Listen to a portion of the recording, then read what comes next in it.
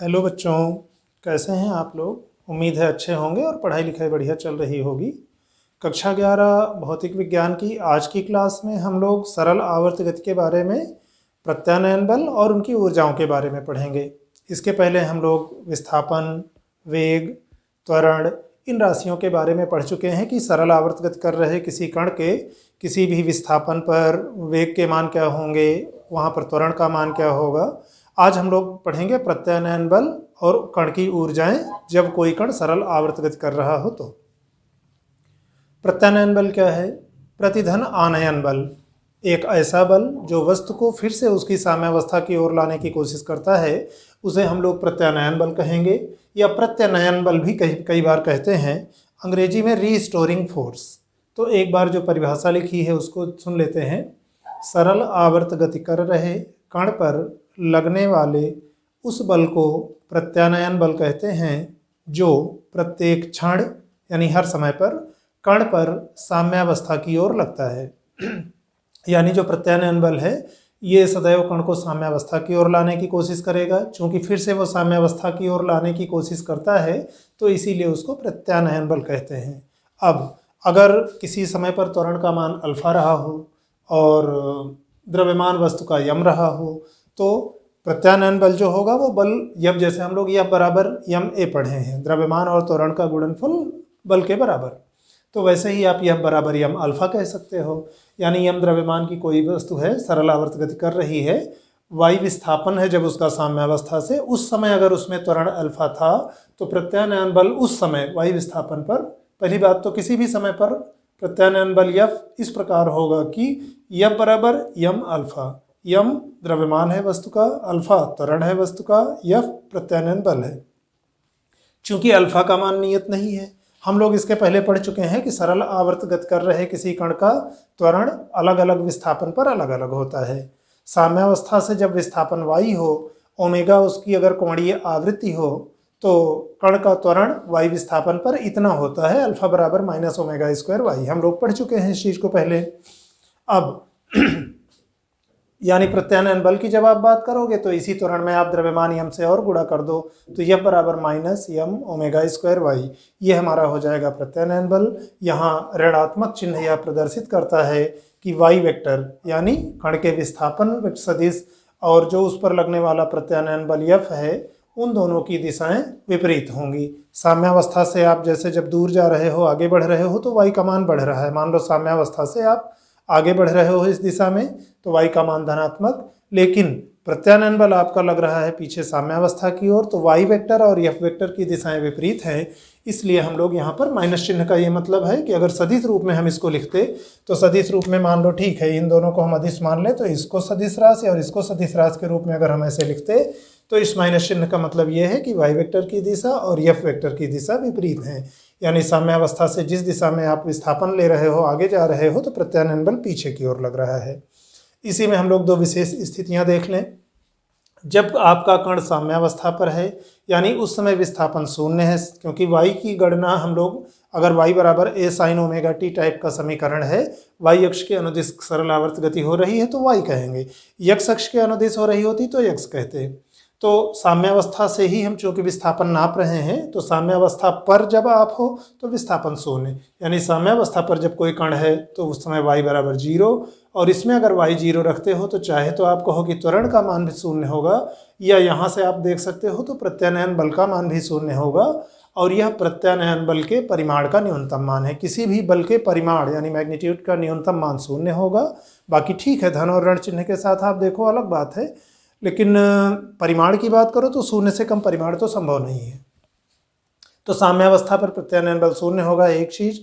उसी तरह जब आप किसी एक अंत सिरे इंड पॉइंट पर यानी किनारे पर होते हो, जिसको हम कहते हैं कि साम्यावस्था से अब हमारी दूरी आयाम के बराबर है, तो उस स्थिति में y का मान आपका या तो प्लस a होगा। मान लो साम्यावस्था से आप इधर की तरफ प्लस a लिए थे और इधर जब बाईं तरफ लौटे थे तो माइनस a लिए थे, तो y का मान प्लस a भी हो सकता है इस दिशा में, और y का मान माइनस a हो सकता है इस दिशा में।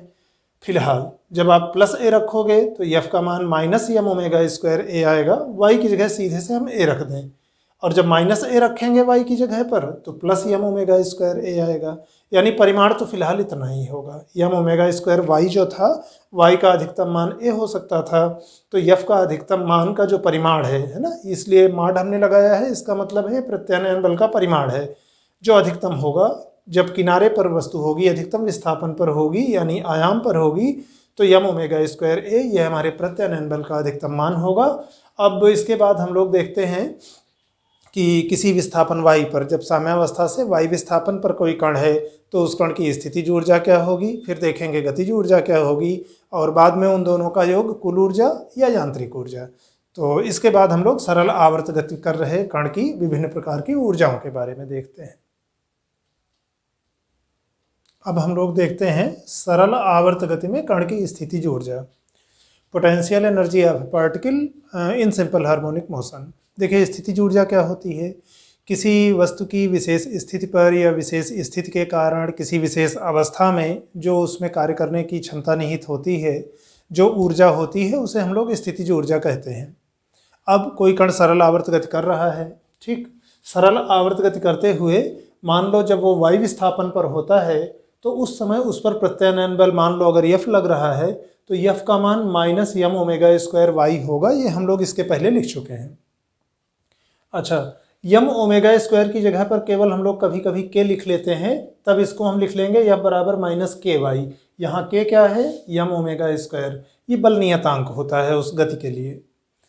अब मान लो जब वाई स्थिति से, अच्छा हमको निकालनी है स्थितिज ऊर्जा। एक बेसिक चीज़ ध्यान रखेंगे, मान लो हम शून्य स्थितिज ऊर्जा से लेकर के किसी स्थिति तक पहुंचाने में जितना हम कार्य करेंगे, किसी निकाय को, किसी वस्तु को किसी विशेष जगह तक पहुंचाने में जितना कार्य बाह्य स्रोत को करना पड़ेगा, वह किया गया कार्य उसमें स्थितिज ऊर्जा के रूप में इकट्ठा हो जाता है। तो अगर हम किसी प्रक्रम में, किसी क्रिया के दौरान कि इस स्थिति से इस स्थिति तक ले जाने में हमने इतना कार्य किया है, कार्य की गणना हम कर सकें, तो स्थितिज ऊर्जा में परिवर्तन या उस स्थान पर स्थितिज ऊर्जा का मान, अगर जहाँ से हमने शुरू किया है वहाँ पर स्थितिज ऊर्जा शून्य थी तो फिर वो स्थितिज ऊर्जा का मान हमें ज्ञात हो जाएगा। अब यहाँ पर पहले तो हम एक छोटे अंतराल के लिए देखते हैं, क्योंकि जब वायु विस्थापन पर कण है तो उस पर प्रत्यानयन बल माइनस के वाई लग रहा है, और बहुत छोटा सा अंतराल डी वाई हमने आगे बढ़ाया। डी वाई मतलब डेल्टा वाई टाइप का ही है, जैसे वाई प्लस डेल्टा वाई, पर डेल्टा बहुत छोटा है, अंतराल बहुत सूक्ष्म हो तो उसको वाई प्लस डी वाई तक कहें। तो वाई स्थित से मान लो वाई प्लस डी वाई स्थित तक आप अगर कण को विस्थापित किए और इस दौरान प्रत्यानयन बल के विरुद्ध किया गया कार्य अगर डी डब्ल्यू हो, छोटा अंतराल हम लोग इसलिए रख रहे हैं क्योंकि वाई का मान बदल दोगे तो यफ का मान बदल जाएगा। आप इस संबंध पे ध्यान दीजिए या इस संबंध पर ध्यान दीजिए, वाई का मान बदलेंगे तो यफ का मान बदलेगा। हम इतना छोटा अंतराल ले रहे हैं कि उस अंतराल में मान लो कि यफ का मान वही है। जैसे मान लो कोई वस्तु यहाँ बोर्ड ये बीच में हमारी साम्यावस्था थी, ठीक, एक बार इसके बाईं ओर एक बार इसके दाहिनी ओर वस्तु गति कर रही थी। प्रत्यानयन बल जब वस्तु साम्यावस्था में थी शून्य, जैसे जैसे दूरी बढ़ी प्रत्यानयन बल बढ़ता गया, अधिकतम विस्थापन पर अधिकतम प्रत्यानयन बल हो गया। हम अभी कह रहे हैं कि मान लो यहाँ से हम कुछ दूरी वाई पर गए, वहाँ पर बल हमारा जो यफ लग रहा है वहाँ से बहुत थोड़ा सा अंतराल डेल्टा वाई और बढ़े, इतना छोटा अंतराल कि बल का मान अभी भी लगभग आप यफ मान सको। तो बल का मान नियत मानते हुए बल और विस्थापन का जो गुणनफल होगा वो किए गए कार्य के बराबर होगा। विस्थापन कितना है, वाई था, वाई प्लस डी वाई तक पहुँचाए तो विस्थापन हमारा डी वाई हुआ, स्थिति में परिवर्तन, बल यफ हुआ।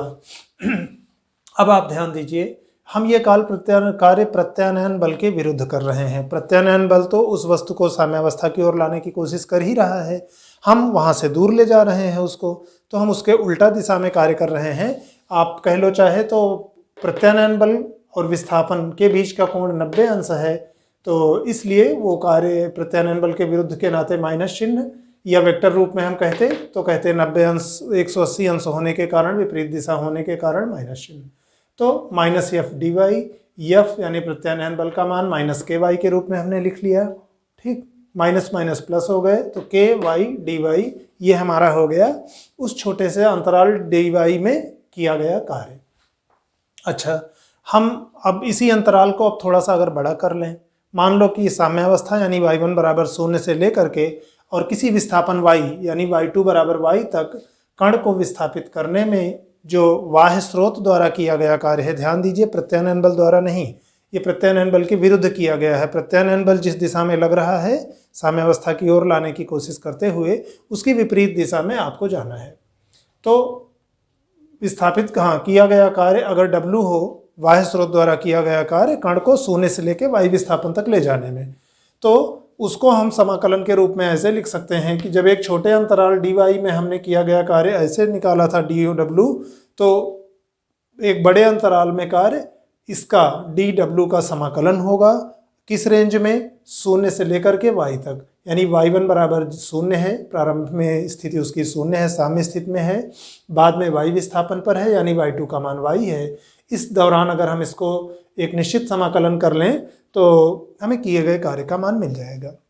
हो सकता है जब आप ये वीडियो देख रहे हो 11th में तो आपने समाकलन अभी ना पढ़ा हो, तो ठीक है, फिजिक्स के लिए हमें जितनी गणित की आवश्यकता है उतने भर के समाकलन के लिए शुद्ध गतिकी वाले पाठ में शुरुआत में हम लोगों ने 2-3 वीडियो बनाए थे, तो वहाँ आप देख सकते हो।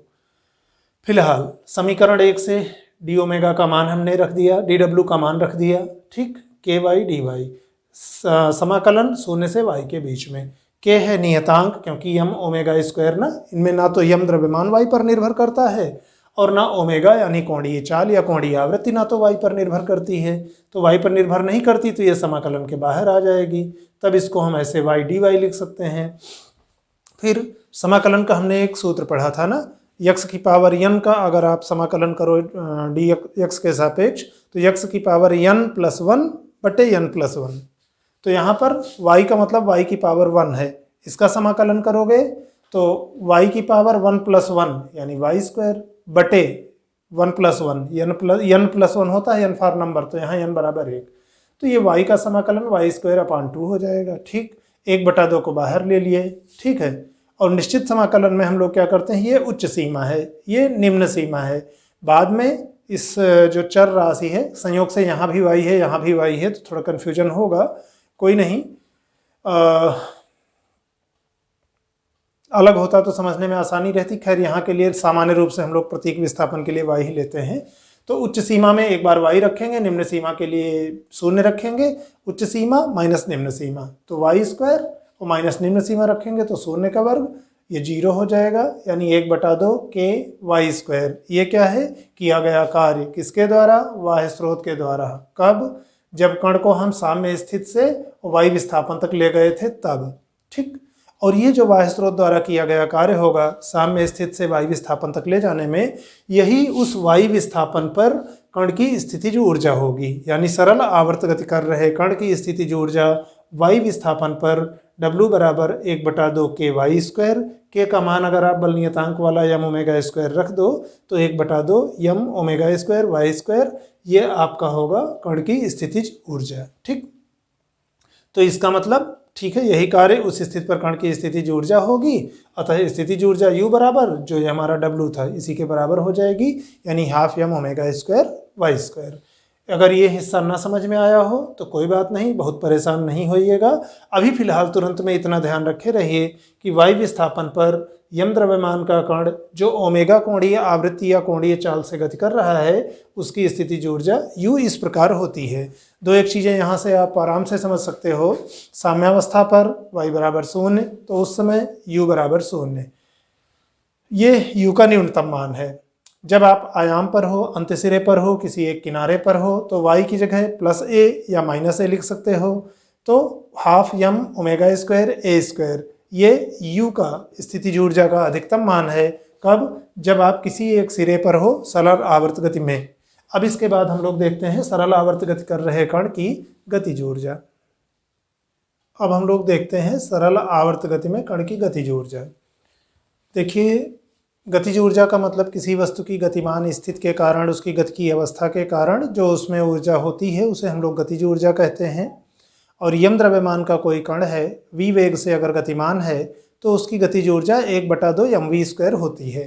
तो पहले तो ये एकदम सीधी सी बात कि स्मॉल v वेग से कोई गतिमान स्मॉल यम द्रव्यमान का कण है तो उसकी गतिज ऊर्जा कैपिटल K, सच दैट मतलब इस प्रकार होगी कि के बराबर 1/2 mv²। सच दैट वाला चिन्ह हम लोग इसलिए लिखते हैं ना कि यहाँ जो हम ये कण की गतिज ऊर्जा कहे हैं, गतिज ऊर्जा का प्रतीक के है और इसके का मान इस प्रकार होगा कि के बराबर 1/2 mv²।